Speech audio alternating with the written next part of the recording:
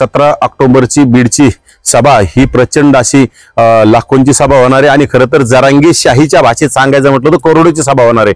त्यामुळे या अनेक मराठवाड्यातून खूप स्वयंस्फूर्तीने लोक त्या सभेकडे येणार आहेत। ह्या सभा राज्य सरकारला हा इशारा आहे, कारण राज्य सरकारने 2 सप्टेंबरचा काळा GR काढून ओबीसीचं राजकीय अस्तित्व संपवलंय।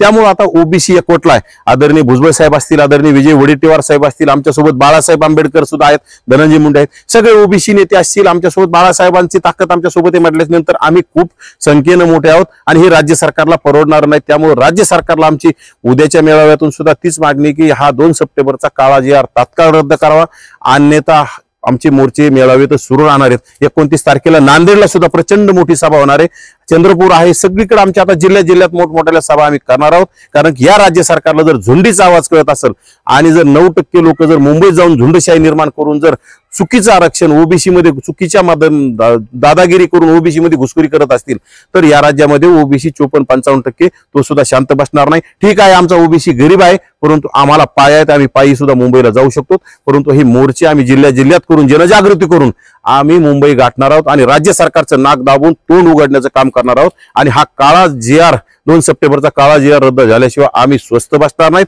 आमची न्यायालयीन लढाई सुद्धा सुरू आहे आणि रस्त्यावरली लढाई सुद्धा कायम सुरू राहील। जोपर्यंत काळा GR रद्द होत नाही तोपर्यंत आमची लढाई कंटिन्यू सुरू राहील। मंत्री भुजबळांचा राजीनामा मागण्यात येतो आहे, कसं पाहता? हे बघा, राजीनामा मागण्याचा कुठल्या भुरट्या भिकारचोटांना अधिकार नसतो, कारण की उठलं कुणाचं काही बोलायचं। मग जरांगेच्या मंचावर अनेक मराठा मंत्री तिथं लोटांगण घालण्याचं काम करतात, तिथं मुजरा करण्याचं काम करतात, कुर्मिसात करण्याचं काम करतात।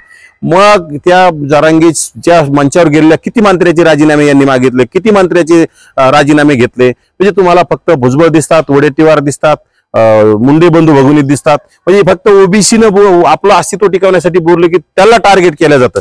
आणि तुम्ही काही करायचं म्हणजे तुम्ही डॉक्टर बाबासाहेबांच्या संविधानावर चालत नाहीत, तुम्ही निजामाच्या गॅजेटवर चालतात, निजामाच्या संविधानावर चालतात आणि निजामाच्या विचाराचे। त्यामुळं हे अशी वृत्ती यांची आहे। तुम्ही जर बाबासाहेब मांडले तर प्रत्येकाला आपले आरक्षण टिकवण्यासाठी, कोणाला आरक्षण मागण्यासाठी आणि प्रत्येकाला आपले हक्क अधिकार मागण्यासाठी मोर्चे मेळावे करण्याचा अधिकार आहे। आणि त्याचप्रमाणे भुजबळ साहेब हा मोर्चा ओबीसी समाजाचे ते नेते आहेत, अनेक वर्षापासून ओबीसी समाजासाठी त्यांचा लढा आहे। त्याचप्रमाणे ते आता ओबीसीचं राजकीय अस्तित्व धोक्यात आहे। या राज्य सरकारनं देवेंद्र फडणवीस साहेबांनी ओबीसी आमचा DNA म्हटले आणि राज्य सरकारने आमच्या ओबीसीच्या पाठीत खंजीर खुपसला। त्यासाठी आम्हाला रस्त्यावर उतरावं लागेल आणि ओबीसीचं राजकीय भवितव्य टिकवण्यासाठी आम्हाला आमची ताकद दाखवावी लागेल। महाराष्ट्रभरातून समाज बांधव या ठिकाणी येत आहेत, काय त्यांना आव्हान असणार आहे? माझी महाराष्ट्रातील तमाम ओबीसी बांधवांना अशी विनंती राहील की आपण डॉक्टर बाबासाहेबांचं संविधान मानणारे आहोत, बाबासाहेबांचा कायदा मानणारे आहोत। आपल्याला झुंडीनं किंवा गुंडगिरी तिथे करायला यायचं नाही, शांततेच्या मार्गाने ते मेळाव्यात यावं। आदरणीय भुजबळ साहेबांचे आणि आदरणीय सगळेच मंचावरील ओबीसी नेत्यांचे विचार आपल्याला ऐकायचे आणि ओबीसींचा हा महाएल्गार सरकारच्या कानापर्यंत पोहोचेल असा आपल्याला एल्गार मोठा करायचा आहे आणि लाखोच्या संख्येने तिथे एकवटायचं। राज्य सरकारला आपली ताकद दाखवून द्यायची, फक्त चुकीचं कुठलंही कृत्य ओबीसी बांधवांनी करू नये असं त्यांची माझी सूचना आहे।